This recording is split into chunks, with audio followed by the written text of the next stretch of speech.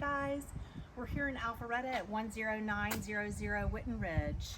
We just went under contract last night with this cute 3-bedroom, 2-bath townhome, and I have a story to tell. This is my contractor at Curbio. My client needed some construction done. Jerry Erickson has been a godsend. She was not able to front the money for the construction, so we hired Curbio, and I did a list of specifications for this unit. Jerry came in and did the work, and he will get paid at closing. We have far exceeded our expectations on listing price and on sales price. We did some work to the exterior out front.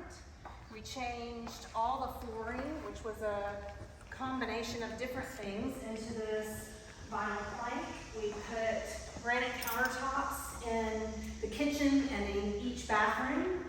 We painted agreeable gray and did some light fixtures. We have a whole new suite of appliances in the kitchen. Everything's been updated. The HVAC unit has been replaced. We replaced some fogged windows, just basic construction to get this house ready to list and to have my client realize the greatest return on her investment.